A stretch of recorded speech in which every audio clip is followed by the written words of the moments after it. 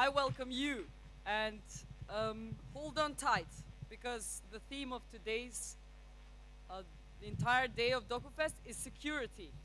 So hold on tight. We are being asked to talk about security in a world where there is not so much security. Hell, there was no security that this session would start in time, and it didn't. So if we were in a building site, security would have be defined by a helmet. For IT, if you were an IT person, security would mean an antivirus program. So I would immediately apologize in advance for not being a tech geek and by being intimidated by so many of you that are, and fall back into my journalistic shell to tell you what security means for me. For me, security, I think I would define it as DokuFest has defined it this year. Not hiding. I feel secure when people don't hide things from me, and insecure if I can't sleep at night if I know someone is hiding things from me and I have to reveal it. So it's about not hiding and striving for change. This is how I understand this topic for change today. And we are becoming the majority.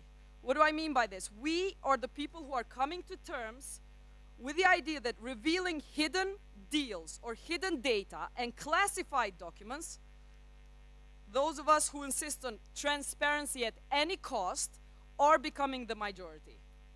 And this is because we are finding out that this is the only way we stand a chance against an organized clique of powerful, the wealthy, and often the corrupt, who are, as a rule of thumb, more interested in secrecy than transparency.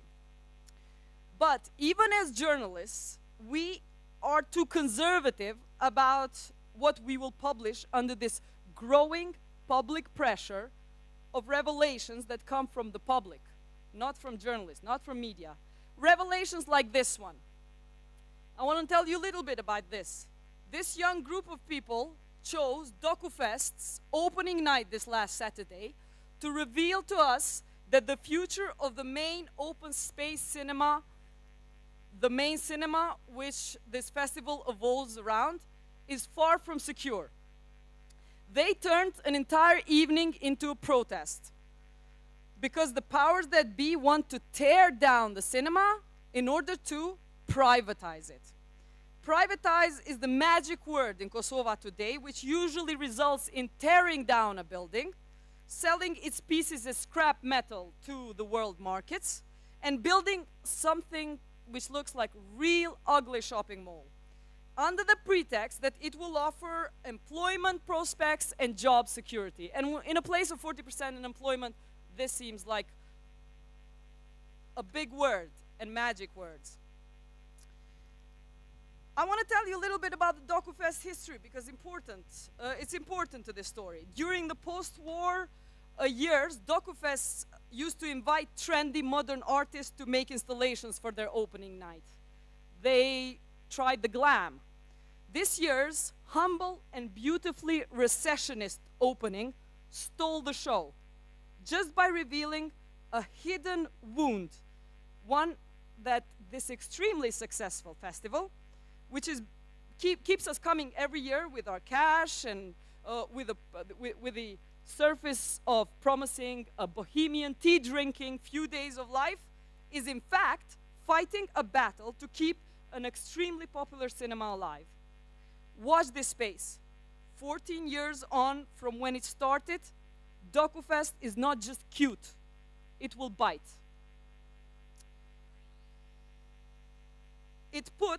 It chose to put civilians in front of public officials who are responsible for privatization, and it sang a fighting poem to these officials. So what happened? The festival needed to cut the bullshit and engage with its own community. Not only that, engage with its enemies and opponents, which until now it was avoiding to engage. It was treading around them, hoping that they will change their mind and their hearts. But actually, we are naturally coming to the conclusion that in a place with such limited democracy, even organizing a festival is becoming a battle against political cronism and fundamentalism. So, this is my welcome to you. I welcome you in Kosovo, where apathy has pushed us to reinvent ways in which we do festivals, from all the way to the ways in which we do journalism. So, apart from welcoming you with this beautiful young team, I welcome you with a clearly older and uglier team. And part of this is because we live in Pristina, 80 kilometers north of here, in the most polluted city of Europe, which doesn't do good to our tan. And don't get fooled by these lights here. It's gray and dirty, and I'll come back to that. Me and several of us here, Vulnet, Petri, that I see here, are part of a team of 70 people who set up Kalzo.com, or totellstories.com. This is a culmination of nearly a decade's worth of work at my organization, Burn Kosovo, on TV, in print, and online. On Kalzo, we're applying a model of engaged journalism in Kosovo that goes beyond bare reporting to expose corruption in a place where powers that be are largely male, unaccountable, wealthy, and sometimes threatening. As we're doing this, we are coming against a really persistent and perverse campaign to keep our data that impacts our life hidden. Data such as municipal and national budgets, data about our energy, water, property, and public money. Hidden, unopened, and untransparent in the name of security. And recently, one of the replies we got for data was also returned it as a hidden, kept the data hidden on the basis of human rights. So watch this space as we come year after year here. I think we will find that less and less data will be available in Kosovo than it is today. This is the story. Our story is actually one on how we are testing and exposing these myths. Myths such as national security, energy security, corporate security, with the tools of engaging investigative journalism combined with social media, verified citizen online corruption reporting, calling on the people to tell, and often to tell on them. But let me stand back and not deceive you, because this is not a story of lightness prevailing over darkness, of good against evil. I'm a realist. No matter how hard I will look at the skies of Pristina tonight, I am still likely to see that dark has far more territory than light. That same darkness wants to take the cinema away, where we may find that the same corporation and banks that are supporting the cinema may end up in the offices of that new ugly shopping mall. And we will maybe find even that the World Bank is in one of those offices. And I'll come back to that. Hell, in fact, I'm so pessimistic about the classical role of journalists as mere reporters that I'm increasingly finding that it makes no sense to report a story unless you are fighting for a better tomorrow. Of course, as we struggle to do so, there's a price to pay. And here's the price. Today on stage, you are looking at the most spectacular loser of the Kosovan civil society. Me and my team took on a notorious and a powerful mayor in a 5-year legal battle because he and his 5 soulmates ran a lynching campaign against us for 12 days in a government tabloid, which among other threats said that Jeta, or life, my name means life in Albanian, they said that Jeta has shortened her life with her program. It was all because we exposed a corrupt inner workings of a town which was run more like a warlord town than a European city. They called us spies and collaborators of Serbian regime. They said our journalism is cooked in Belgrade kitchens in a country where population is still traumatized from war and where everybody knows someone that is either killed or missing. As a result of the 5-year legal battle, an international judge in the end decided that words don't kill. And since there was no physical threat of life, the mayor won. So, what do typically undemocratic systems do to journalists? First, they try to cut your funding through their connections to the donors. If they can't do this, they try to buy your people and you. If this doesn't succeed, third attempt is to release their thugs and try to threaten you with their lives. So who is the one threatening the security? The very people who are supposed to provide for it, who are paid to ensure security and the space for civil liberties and freedoms, decision makers. Now, it would be less painful to fight this battle when you are not monitored in silence by international missions, who are all tough about rule of law in the countries they come from, but as soon as they come here, instead of transforming Kosovo with their mission, they transform themselves into security and stability freaks. I often think that they're worried about the stability and security of their own bank account rather than something else, as if we're not worth the rule of law. And this is paid by 100 million euros a year, EU rule of law mission paid by taxpayers' money, EU taxpayers' money. Now that's the dark side of my story. Let me get to the lighter side of the story.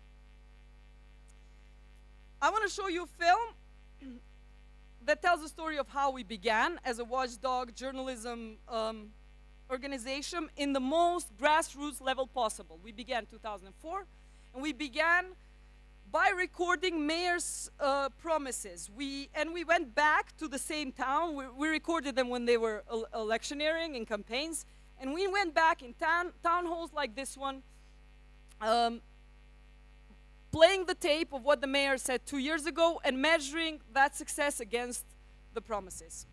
In doing so, considering that Kosovo's biggest problem after the war was electricity, and one of the problems why we didn't have electricity was because people were not paying their energy bills, we wanted to test whether the politicians pay their energy bills, whether these mayoral candidates who want to be mayors pay their electricity bills.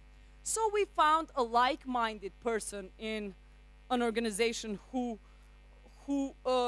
understood why is it important to tell on them, who gave us the energy bills for all 250 mayoral candidates, ignoring the advice of the USAID advisor who said this is breach of privacy giving these bills away. Nevertheless, a local guy didn't listen to them, and I started asking the mayors live on TV whether they paid energy bills. What do you think they said? Of course we do. How could it be otherwise? But then I read out loud live in the program how they owed 500 euros, the next one 2,000 euros, the next one 4,000 euros. And the people engaged because they were being asked to pay energy bills. And they wanted to see the politicians being resorted to the same standards. And they flocked to town halls like with popcorns, like if it was a festival, not a political debate. So the following day, those electricity debts started shrinking. So this is how we began, and I want to show you how that looks in real life. And after this, I will play as well a film which is about an issue which I care a lot about, and I want to talk to you about that because it brings us from a local level to an international battle we are fighting right now with the World Bank.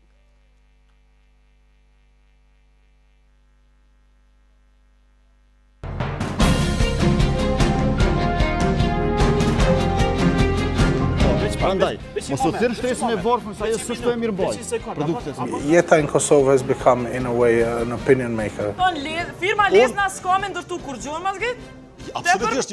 This show is changing, and it changes this society as we speak. Me atë emision ka ardhur një frymë e re e gazetarisë në Kosovë. This was the first show in which there was someone who invited people to her show and hold them accountable for what they're going to say. I was a very angry 19-year-old teenager, and I got my first job working for the BBC crew that was covering the war. I thought if I get the foreign media to go and see what's happening in Kosovo, the world might actually see all these human rights violations and do something about it. At that time, media in Kosovo was quite poor and following a little bit of a communist tradition where politicians were being allowed long speeches and they were being flattered on TV, and there was an agreement that powers that be were not to be challenged. With all that in mind, I was determined to set up a television program which would set new professional standards of journalism and provocative debate in Kosovo. But if I was to keep this show editorially independent, I knew I had to have my own money. So I spent a whole year fundraising, after which I gathered enough funds to hire an entire crew of 2 people. Jeta came to me with an idea of producing a weekly current affairs program. This is Balkans. In Balkan, news and information is in general boring program. So my job was to produce a program that is interesting for the people. We broadcast our first show in October 2005 with the most unpopular topic we could think of, Albanian-Serb relations.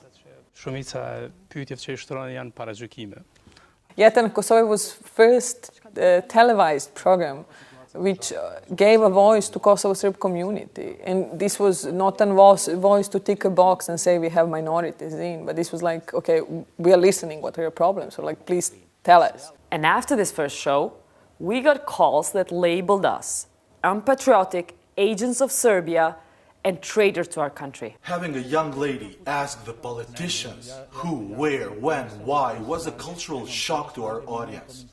People either loved it or they hated it, but they watched it. Shikues të nderuar, mirëmbrëma dhe mirë se vini në emisionin Jeta në Kosovë. Jeta në Kosovë gjithmonë ka shku 2-3 hapa para tjerëve dhe e ka pas guximin. It had these dynamics and everything what you expect of a television of 21st century. A new week, a new problem. With Kosovo trying to build its own nation, we tackled education, poverty, economy, rule of law, energy, environment, healthcare, security, corruption, as well as, of course, the ongoing struggle to become independent. Çka është pika e fundit? Vija e fundit ku do të thoni e prem nuk presim më. Beside these big political and national themes, we soon realized that our most popular subjects were taboo themes such as homosexuality, violence against women, Islam, questions of culture and identity. Jeta në Kosovë ka ditë me gisht mi prek plagën temat shumë të nxehta të Kosovës. Na kosovarët jo thojmë këta nuk janë muslimanë të vërtetë. There were so many problems in Kosovo that a team of 3 people could not handle it. That's why we started seeking new blood and expanding our team. This whole endeavor was going to be a failure if it remained a show based on the personality of one journalist. I wanted Jeta në Kosovë to become the Kosovar institution of watchdog current affairs television. 3 years later, we have a diverse team of 30 young and ambitious people, all aiming the highest standards of TV production.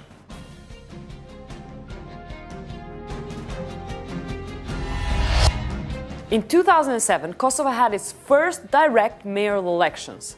So we embarked upon a tour of public town hall debates in every municipality. We weren't able to pull this off on our own. This was a major operation. We did it with the essential cooperation of 2 organizations, GAP and ATRC, as well as the cooperation of 7 local TV stations and 30 local NGOs.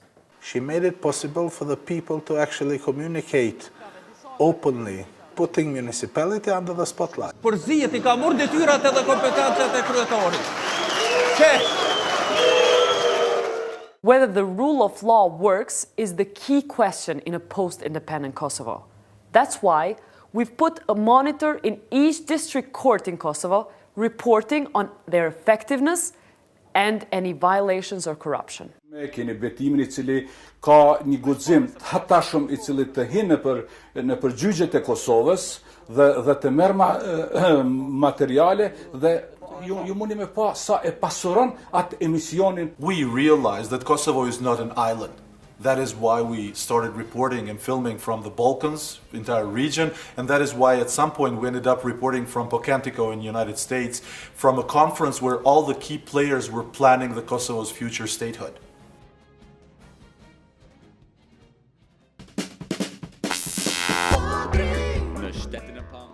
From the very first show, we started our own little experiment, a closing satirical comedy sketch called Don Kosovas, or Kosova's son-in-law. The entire debate has to be compressed into a 5-minute sketch. Although that sketch is being done by an American who speaks a Tarzan Albanian, everyone in Kosovo fully understands what that American is trying to say. He's absolutely great, and he touches some very sensitive issues in such a funny way. A new law has been enacted that requires all foreign nationals to obtain a visa. Basically, all countries who require visas for Kosovar citizens now are required to obtain visas for here, except for USA, of course. Being a hard-hitting current affairs program in Kosovo definitely poses its challenges.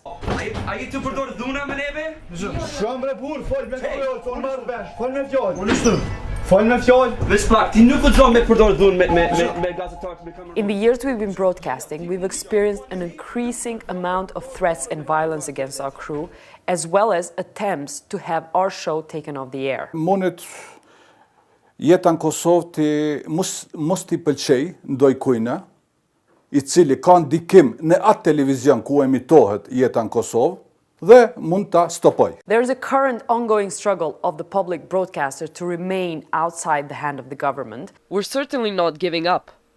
Our vision is to go beyond Kosovo and expand this model of watchdog media regionally. The Balkan neighborhood shares common problems. We believe we can help the region find common solutions. This is what I think Jeta Kosovo is about. It's like it has to be there, and it has to grow, and it has to improve, and it has to follow the trends, because it's the mechanism to be there to ensure that there is democracy, that there is a freedom of speech, that there is a media who plays its watchdog role. You're tough. Thank you. The tiny nation of Kosovo has seen its share of hardship in the past decade, emerging from war with the challenges of building a new democracy and a healthy economy. Kosovo's financial woes have only been exacerbated by its lack of energy in the recent years, something its government and the World Bank want to solve with a new coal-fired power plant.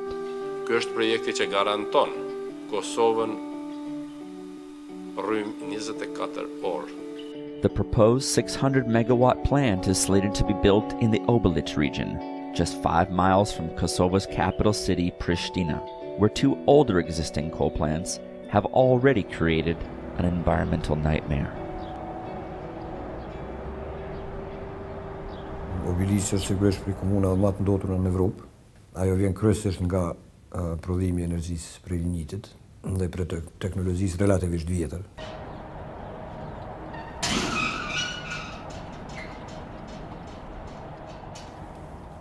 Ai përpara nuk o konë edhe pas qashtu ambienti qashtu qysh është sot. Përpara ko pak ma ndryshe. Veç që po tham 20-30 vite ka me që të branhet që vuj se më për tjera veseneve ato mos të një ma. Zakonisht për I branhitit të thmija mas shumë të që e ndikon, të thmija.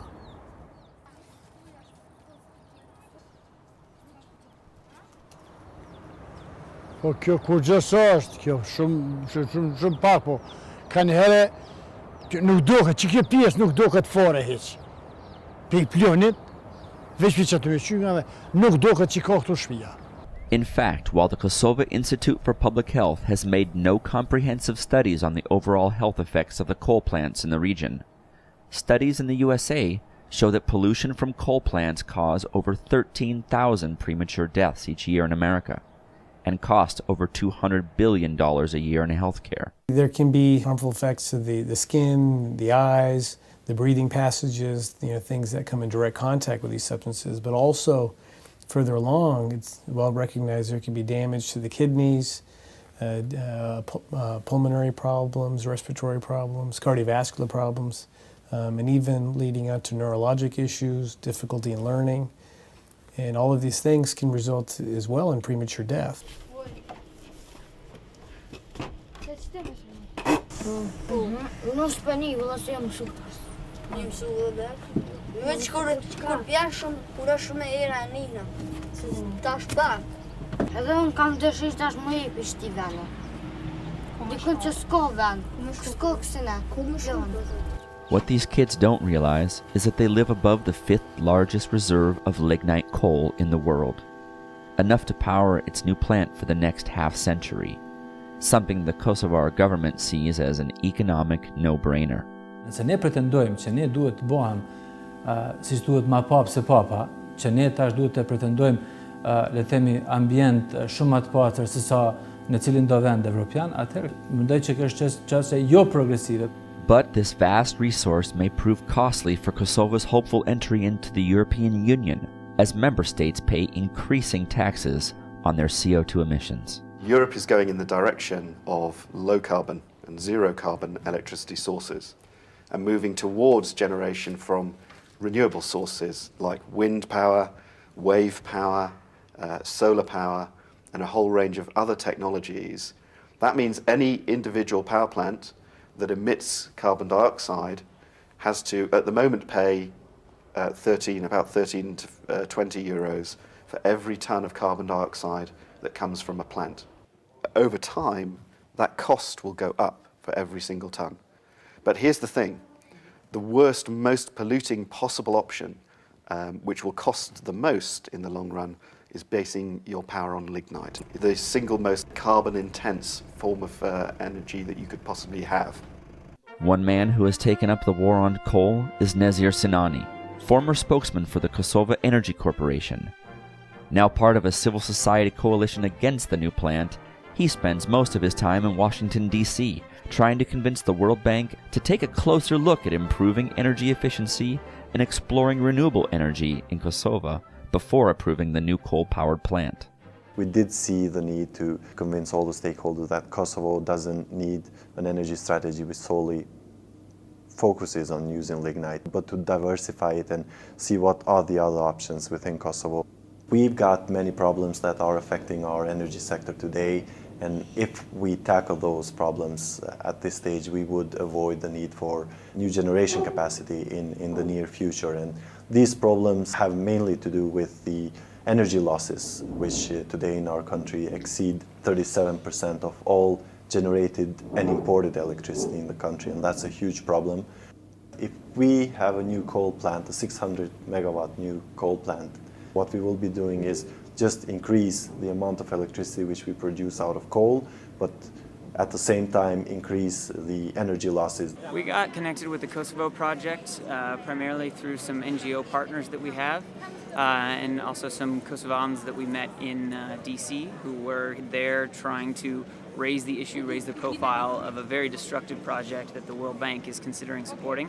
And when we dug into it a bit more, we found out that it's actually our government that is really pushing this project, that the project has no life within the World Bank without the support of the United States. In 2011, a low-level official from the U.S. Department of Treasury wrote a letter to the World Bank, quietly urging it to push the Kosovo project forward. We felt that it was really something that we needed to become involved in.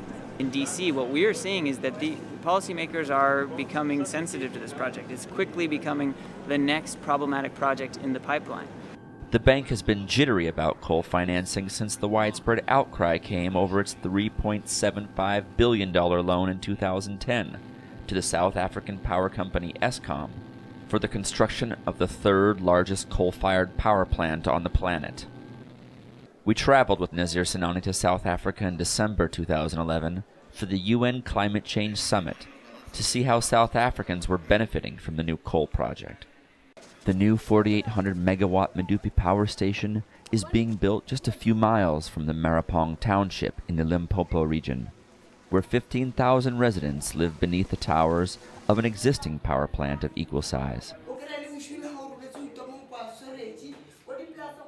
A group of Marapong residents have begun organizing over concerns about the new power station's impacts on local health, jobs, and displacement. Among the main organizers is Martha Malopo, temporarily employed by the Medupi power station. People are experiencing an air pollution, of which they believe is being caused by the ESCOM flying ash. And most of the people are experiencing some disease like TB, asthma, and others. And sinus also, yeah. The air quality issue, last week when we were there, we had people saying people are now getting more sick. People are complaining of headaches. Also, there's no water. And I'm just wondering what is going to happen in 5 or 10 years to come.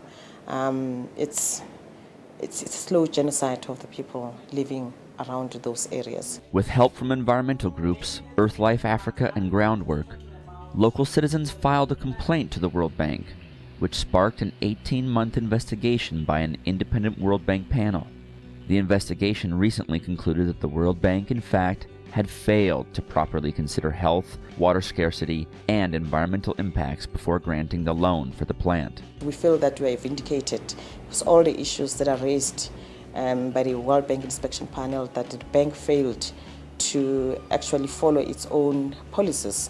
But the power plant has been built, and it cannot be reversed unless if people have got supernatural powers to make the plant not to work. The World Bank cannot handle climate finance when at the same time the World Bank is destroying the planet, is destroying the climate. These similarities are striking and tell us that despite the fact that the World Bank says that they will invest in such projects in accordance with the best standards applicable today in the world, that's not the case, and we can more or less expect that the same problems will be repeated in Kosovo. We've been trying to convince the World Bank to step out of the financing of dirty energy in other parts of the world, and unfortunately the next country where the World Bank is putting money in coal is Kosovo.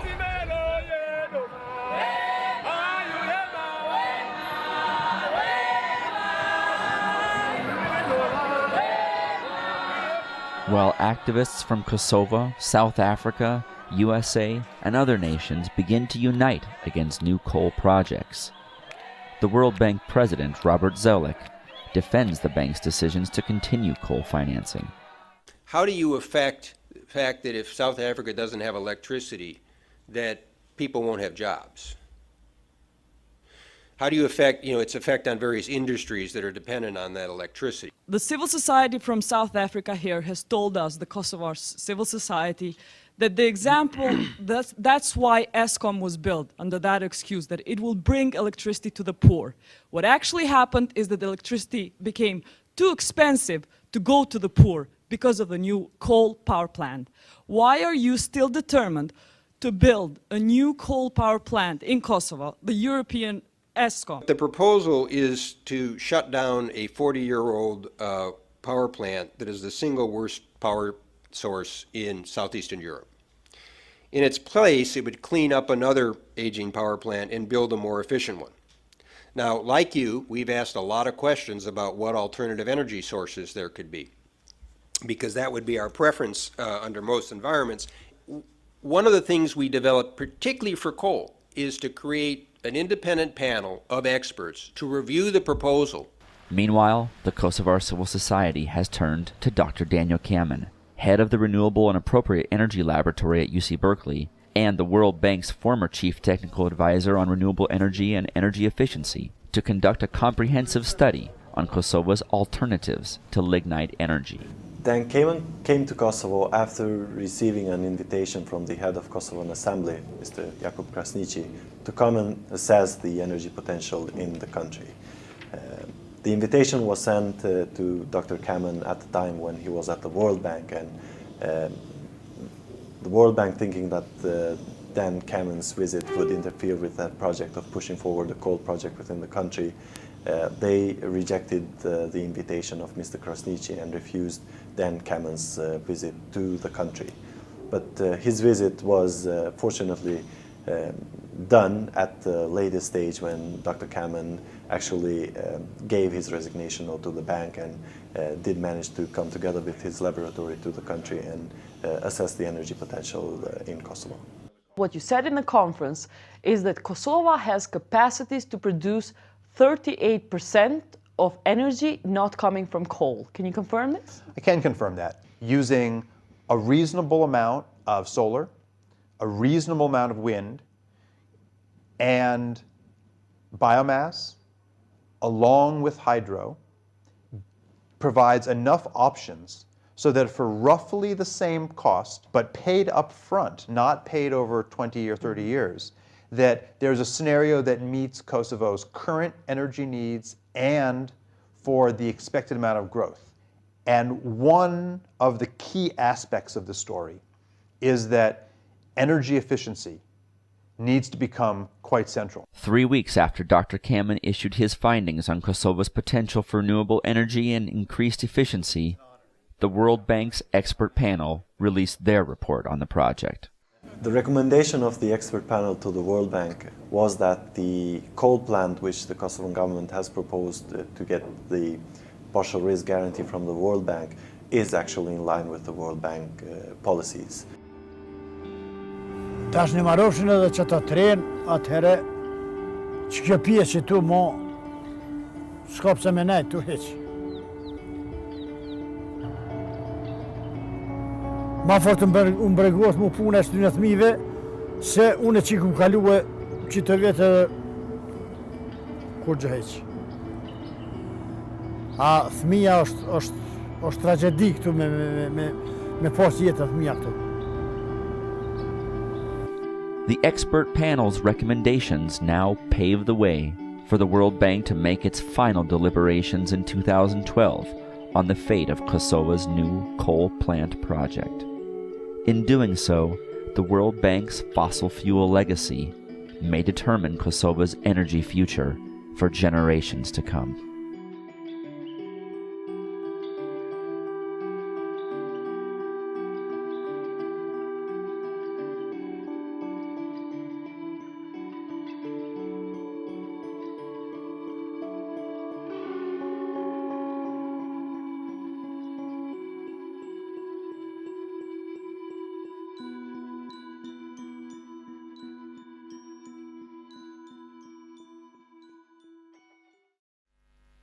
It's not just a story.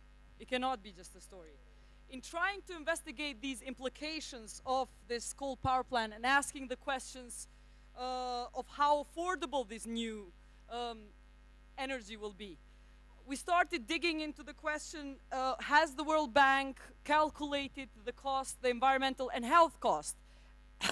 Has it calculated the cost of displacement of the population?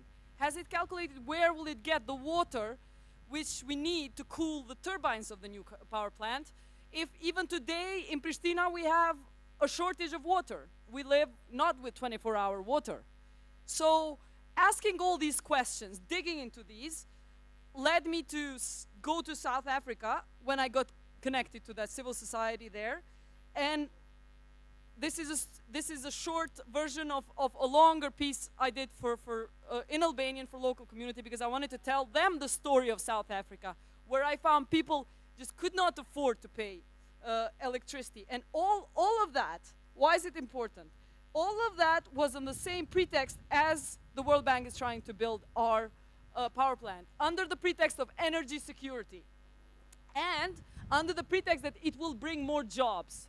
So breaking down these myths, sometimes we need to engage and go to global civil societies and exchange notes. I found out that that already built power plant made, in fact, instead of bringing more jobs, made energy unaffordable for the poor, stole all the water of the local communities, stopped their water and took it to cool the power plants, gave them a spectacularly polluted air, and provided jobs only for the highly skilled Asians that were coming to work in that power plant, not for the majority of local community, because it takes very few people to run today's coal power plants. So building projects like this one is becoming a rule rather than exception for the World Bank. We have in the country next to this, 15-minute drive from here on the shores of Albanian coast, the World Bank in the coast of Vlora has built a 350 megawatt power plant, which in a place where 365 days of sun and wind, you have today a power plant that is not working because it has no economic viability, but it built it, it stands there. So if we want to circle back to our topic today, security, I feel that, as a conclusion, security and safety, the concept of security and safety as daily routine in our lives is becoming an industry that perpetuates itself and keeps the individuals and societies in fear. And as a result, good and healthy investments never come while the internal bad deal privatizations, corruption, and criminality is growing. I'm not here to tell you we should not be worried about security, but that security is, as it is presented in the world today, provides for the frame that blocks transition. It puts security in the frame of stability, which actually prevents real development. And I can illustrate this. I'll go back to my warlord mayor. He challenged the same EU rule of law mission by barricading himself recently, barricading himself and his group in a hospital, refusing to go to his war crimes trial, and no international judge and prosecutor from the EU rule of law mission dared to go in and put him in jail. So, suddenly the mayor, who was just threatening a journalist and a few investors from UK who wanted to invest in Kosovo, made an entire European rule of law a joke. So the little garden snake that was biting only a few of us became a snake that was biting the entire international community. To make it even more paradoxical, the same mission allowed him to get out of jail, to make an oath as a mayor, because, believe it or not, he was elected mayor while he was in jail. Instead of doing what the rule of law justice anywhere in the Western world would do, keep him in jail, actually they allowed him, because he's a special person and security is really important for the entire Kosovo, and they allowed him to go and make an oath. So officially, today, he's still mayor. Imagine a situation if Rod Blagojevich, the disgraced former governor of Illinois who was put in prison for corruption, would be allowed by a judge to come out of jail in order to become governor of Illinois again. In Kosovo, this happens in the name of security. Suddenly, security becomes a frame for protecting the powerful and actually punishing the powerless, which in our case is 80% of the population. So, what is the future of civil society in this mess? I can talk up my investigative journalism all day long, but I think, honestly, nobody would hear me. In this massive flow of information that we have today, I wouldn't be heard. So what I'm doing is engaging into a coalition of 3 sectors of civil society organizations that involve, 1, think tanks and universities who are doing scientific-based research about issues we write about, places such as Berkeley and Gap Institute that is also invited in this DOKUTECH. You will have a chance to see them. Second is triangle of think tanks, grassroots organizations who work with local communities, including Fish, who is present here, as well as DokuFest, which is a part of our battle to fight the cold. And third, investigative journalism that digs deeper and finds out the backgrounds of the stories following the money and everything else. I think the network we created, combination of research and science, grassroots groups and individuals, combined with investigative journalism, and is a new model. At the center of this is Kalzopicom, where corruption reports from citizens turn into investigative reporting from journalists and are supported from a legal team which makes pressure on institutions to do something about it. Perhaps this could become a model, a case study for a multi-pronged, well-organized civil society that is fighting organized crime in the developing world. But basically, for the first time, I think we have a fighting chance of combating these dark forces.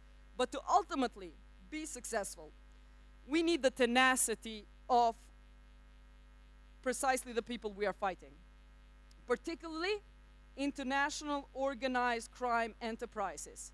If they are organized and can make this power plant with the help of the international organizations such as World Bank, we need to find our partners in the world to stop them make it. We're going to use their means against them. And we will do so, we will become organized to do the same for Prizren cinema. You, DOKUFest, stood up for your rights, and I will follow, and others will follow. You engaged, and so will we. What have we got to lose? In the worst case scenario, we become spectacular losers, again, and have something to tell to the visiting crowds next year. In the best case scenario, maybe the ashy clouds over Kosovo would have given a way to more light, maybe. So, in this theme, I would open the floor to some light and dark questions.